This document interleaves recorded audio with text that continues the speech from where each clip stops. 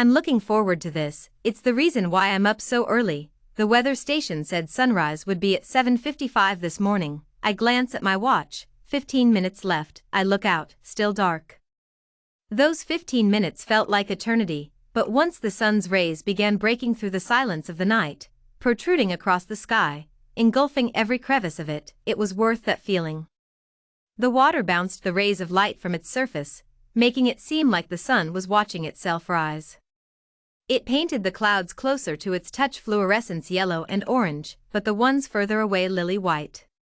I grabbed a handful of sand and released it, watching it fall as if seeing sand for the first time. I looked across the sky at this beautiful transition in awe. You know, it takes the sunlight a little more than 8 minutes to reach the earth, so as we sit here watching the sunrise, the sun we see right now at this very moment rising has already passed the point we're looking at.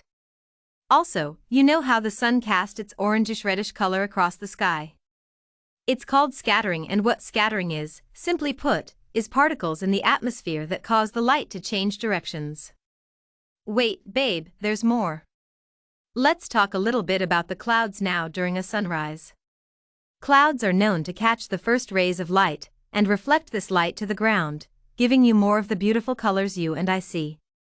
Okay, that's it. Yeah, that was a very random and miscellaneous talk for us, but you know how random I am at times. That's why you're here, still here at that. That's another fact. Tasha said, breaking my euphoric moment. Well, babe, you talked, I just pretended to listen. Is that right? She says, nope, just joking. I paid attention the entire time. We laughed and then got up and just looked at the sun together, hand in hand. Well, we'll leave in a few minutes to change really quick, grab a bite to eat, then we'll head right back out here, if that's okay with you. I say. She nodded, and after a few more minutes we left. This was our first time at Pensacola Beach, and the plan was to have as much fun as we can. On our way back out, the beach began to thrive with people. There were activities and events going on all over, and we took advantage of them all. We were social butterflies, spreading our wings here and there and gaining strength and momentum with each new venture we decided to take on. We found a group of octogenarians playing volleyball, and we were amazed at the physicality of these ladies, and couldn't believe the stamina and endurance these ladies had, not only for the game, but just in general. We then read a few lines with a cast of thespians holding improvisational classes for beginners. We heard from the actors that around 2 o'clock there would be the crew of Rex Mardi Gras parade downtown, so we thanked the thespians for their time and left so we could prepare for that. Once we made it back to the hotel and to our room and we changed, we figured we were going to enjoy the nightlife of downtown Pensacola, so we threw on something we can watch the parade, as well as party in. Tasha slipped on a white sundress with a slit down the right side of her leg and a pair of sandals. Her perfume filled the air and caught my attention as I was watching her change, while at the same time changing myself.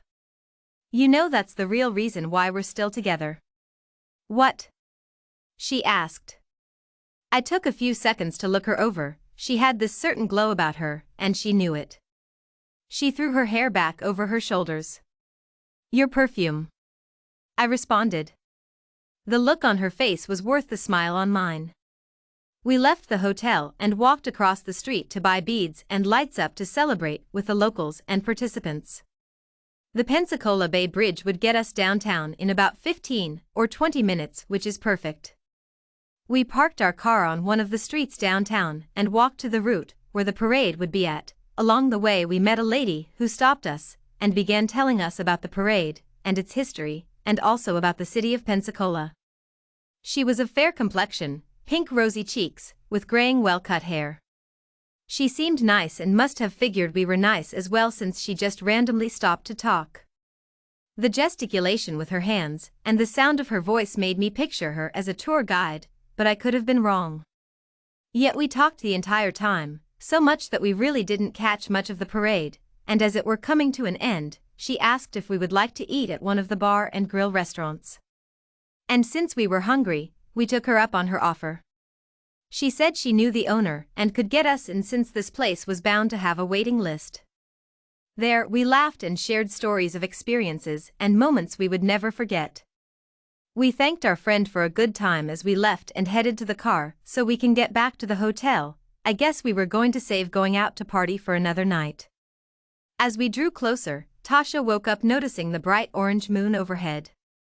"You do know why the moon is orange, right?" she said. I looked at her and smiled and simply replied yes. She smirked as she closed her eyes and rested her hand against her head. I guess she was too tired to really care if I knew why or not. We pulled in front of the hotel, and as she got out to head back to the room, I told her I'll be there in a few. She smiled and swayed away, for she knew I would be watching. I figured I'd end the night back where I began, on the beach, enjoying the view this orange moon had to offer.